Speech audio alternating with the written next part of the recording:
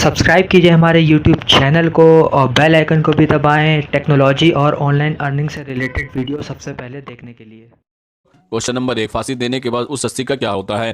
दरअसल भारत में जब किसी दोषी को फांसी दी जाती है तो उसकी रस्सी के टुकड़े कर जेल प्रशासन के स्टाफ में बांट दी जाती है। कई बार इसे जल्लाद को भी दे दिया जाता है। अगर फांसी पर चढ़ाया गया दोषी विवादी या आतंकवादी है तो उसकी रस्सी को तुरंत जलाकर नष्ट कर दिया जाता है। नंबर 2, पिशाच विवाह क्या होता है। दरअसल मनुस्मृति में कहा गया है कि सोई हुई, उन्मत्त, घबराई हुई, मद्यपान की हुई, राह में जाती हुई लड़की के साथ बलपूर्वक दुष्कर्म करने के बाद उससे विवाह करना पिशाच विवाह कहलाता है। इस प्रकार के विवाह को सबसे निम्न कोटि का माना जाता है, किंतु लड़की का दोष न होने पर भी और उसके कौमार्ग्य भंग होने के बाद भी सामाजिक बहिष्कार से बचाने और सामाजिक सम्मान देने के लिए इस प्रकार के विवाह को मान्यता दे दी गई है। दरअसल सत्यास प्रकाश में पिशाच विवाह को महाभ्रष्ट विवाह भी कहा गया है। क्वेश्चन नंबर 3, मुंबई में स्थित हाजी अली की दरगाह समुद्र में क्यों नहीं डूबती है। दरअसल भारत में ऐसे स्थान भी हैं जहां हिंदू मुस्लिम जाकर एक जगह सर झुकाते हैं। जी हां, हम बात कर रहे हैं मुंबई में स्थित हाजी अली की दरगाह की। हर एक रोज वहां लाखों की संख्या में श्रद्धालु सिर झुकाते हैं। इस दरगाह की खासियत यह है कि यह समुद्र के बीच में बसा हुआ है। समुद्र की लहरें चाहे जितनी ही उफान पर क्यों ना हो, लेकिन यह दरगाह कभी भी नहीं डूबती है। इन सब के बीच की जगह आज हम आपको बताने जा रहे हैं। दरअसल हाजी अली के बारे में कहा जाता है कि एक सिंपल परिवार से थे।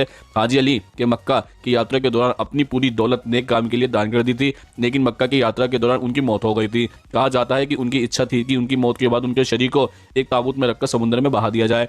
दरअसल उनके मरने के बाद ऐसा ही किया गया, लेकिन ताबूत समुद्र में डूबा नहीं था। इस चमत्कारी घटना के बाद ही हाजी अली की याद में मुंबई में दरगाह का निर्माण भी किया गया था।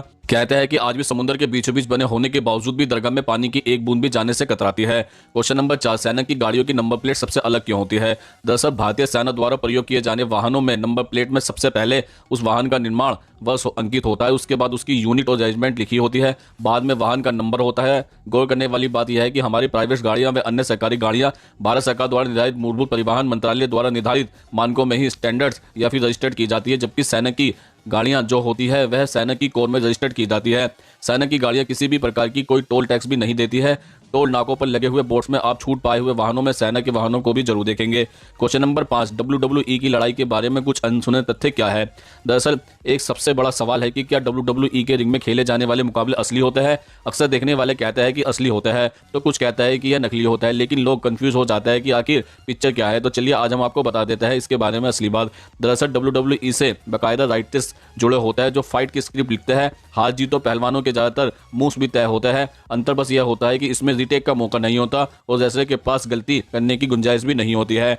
ऐसे आरोप लगते रहे कि अच्छी बॉडी और स्टैमिना के लिए कुछ रेसलर स्टेरॉइड और ड्रग्स भी लेते हैं। हालांकि इसे रोकने के लिए WWE वेलनेस पॉलिसी है, लेकिन फिर भी स्टेरॉइड लेने के मामले सामने आते रहते हैं। आम लोगों को लगता है कि रिंग इस तरह से बनाई जाती है कि रेसलर को लड़ते हुए कोई दर्द नहीं होता। एक हद तक ये बात सच भी है, लेकिन यहाँ अच्छी ट्रेनिंग दी जाती है। कई सालों की मेहनत से वो आपस में एक दूसरे को ज्यादा नुकसान पहुंचाने से भी बचते रहते हैं। दरअसल सफेद दिखने वाली सतह के ऊपर सफेद रंग की मैट और उस मैट के नीचे लकड़ी होती है। यह लकड़ी स्प्रिंग के साथ इस तरह से लगाई जाती है कि चोट कम लगे। इसके साथ ही रिंग के नीचे माइक भी लगाया जाता है ताकि रेसलर की आवाज आसानी से सुनाई जा सके।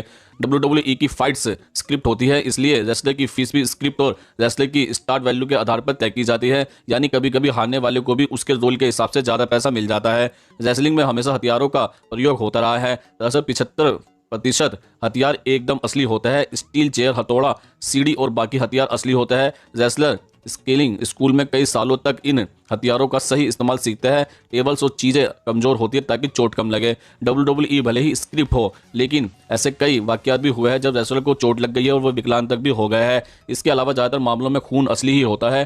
थूकने के बाद भी जो खून होता है वह कैप्सूल से भी निकाला जाता है। क्वेश्चन नंबर 6, विवाह के बाद 99% लड़कियां मोटी क्यों हो जाती है। दरअसल शादी के पहले हर लड़की अपने आप को स्लिम ट्रिम देखने के लिए हर तरह के उपाय करती है जिससे उसका वजन न बढ़े। पर अक्सर आपने सुना होगा कि शादी हो जाने के बाद लड़कियों का वजन बढ़ने लगता है और लगातार बढ़ते वजन के चलते काफी दिक्कतों का सामना भी करना पड़ता है। आखिर ये क्या वजह है कि शादी के बाद लड़की के शरीर पर मोटापा आ जाता है। चलिए अब हम आपको बताते हैं इसका कारण क्या है। नंबर 1, आपने अपने खाने की आदत में बदलाव। दरअसल शादी से पहले हम अपने खाने पर विशेष ध्यान नहीं दे पाते, लेकिन शादी के बाद पति के साथ रहकर हम बाहर का खाना ज्यादा पसंद करते हैं। इसके साथ ही आपसी बातचीत के दौरान भी हम कुछ ना कुछ खाते रहते हैं, जिससे हम मसालों का उपयोग ज्यादा ही करते हैं। यही हमारे मोटापे बढ़ने का कारण भी होता है। नंबर 2, नए व्यंजन या भोजन का उपयोग करना। दरअसल नवविवाहित जोड़े ज्यादातर अपने प्यार को पाने के लिए एक दूसरे का विशेष ख्याल रखते हुए महत्वपूर्ण पलों को एक दूसरे के साथ रहकर ही बिताते हैं, जिससे वो घर के मुकाबले बाहर का खाना ज्यादा पसंद करते हैं। यही मोटापे बढ़ने का कारण भी बन जाता है। इसके अलावा जब नई दुल्हन घर पर खाना बनाती है तो घर के लोगों के साथ पति को खुश रखने के लिए लिए नए नए पकवान बनाकर अपने गुणों का व्याख्यान भी किया जाता है, जिसमें कैलोरी की मात्रा ज़्यादा पाई जाती है, जो वजन को बढ़ाने में महत्वपूर्ण भूमिका भी अदा करती है। नंबर 3, अपनी गतिविधियों में परिवर्तन। दरअसल शादी के बाद अक्सर पति पत्नी अपने प्यार भरे लम्हों को एक दूसरे के साथ रहकर ही बिताना चाहता है, जो हर पल साथ साथ रहता है। यहाँ तक कि टीवी देखने पर भी एक दूसरे के साथ ही बैठकर खाना खाना पसंद करता है, जो मोटापे का कारण बन जाता है। यदि आप एक दूसरे के साथ रहकर इतना ही पसंद करता है तो एक साथ मिलकर सैर के लिए निकल जाना चाहिए। आपके शरीर के लिए एक बेहतर उपाय होगा, इससे दोनों के साथ भी हो जाएगा और बाहर का वर्कआउट भी हो जाएगा। नंबर 4, हार्मोन में परिवर्तन। दरअसल जब लड़की शादीशुदा जीवन में प्रवेश करती है और कई तरह के इमोशन और हार्मोनल में बदलाव भी आता है। सेक्स के दौरान शारीरिक परिवर्तन भी शरीर में होने लगता है और शादी को खुशहाल बनाने के लिए सेक्सुअल लाइफ में एक्टिव होना भी वजन बढ़ाने में जिम्मेदार होता है। महिला जिससे प्यार करती है उसके साथ सेक्सुअल रिलेशनशिप करने से उसकी कमर की चौड़ाई को बढ़ाने में भी प्रभावित होती है और सेक्स के साथ भूख भी बढ़ने लगती है और इसके अलावा आप अपने आप को सुरक्षित भी रखना महसूस करते हैं।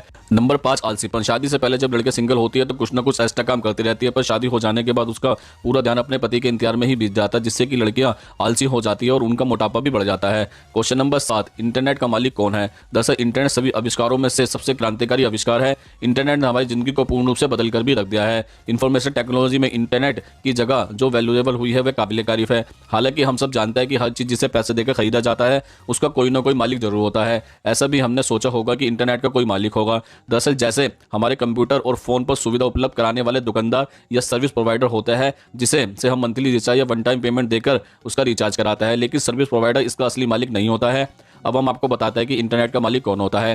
दरअसल इंटरनेट का असली मालिक कोई नहीं होता है। इंटरनेट किसी भी तरह सर्कस द्वारा नियंत्रित नहीं किया जाता है, बल्कि यह एक विशाल और स्वतंत्र कोऑपरेशन होता है। यानी इसका सीधा मतलब है कि इंटरनेट पर किसी संस्था, किसी व्यक्ति, सरकारी संस्था का कोई भी अधिकार नहीं होता है, लेकिन कुछ एजेंसियां सलाह देकर मानक निर्धारण भी करती है तथा अन्य मुद्दे पर भी जानकारी देकर उसमें काम करने में मदद करती है। अब हम आपको बताते हैं कि इंटरनेट कैसे काम करता है। दरअसल पूरी दुनिया में लगभग 900 मिलियन लोग इंटरनेट का प्रयोग करते हैं और इतने सारे लोगों को एक जगह से दूसरी जगह इंटरनेट प्रदान करने के लिए पोस्टल सिस्टम की जगह इंटरनेट एड्रेसिंग सिस्टम का इस्तेमाल किया जाता है। इसी की मदद से इंटरनेट हम तक पहुंचता है। अब हम आपको बताते हैं कि इंटरनेट पहुंचने के लिए लोग कैसे काम करते हैं। दरअसल लोगों तक इंटरनेट सर्विस पहुंचाने के लिए सर्विस प्रोवाइडर को 3 भागों में बांट दिया गया है, जिन्हें 3 टायर भी कहा जाता है। पहले स्तर पर तो कंपनियां आती है जो समुद्र के नीचे केबल डालकर सर्विस प्रोवाइडर को ग्लोबली तोड़ती है, और दूसरी सत्र पर वो लोग आता है जो बड़े प्रोवाइडर को नेशनली तौर पर जोड़ते हैं, और तीसरे सत्र पर वो प्रोवाइडर आता है जो बड़े प्रोवाइडर से जुड़कर छोटे प्रोवाइडर को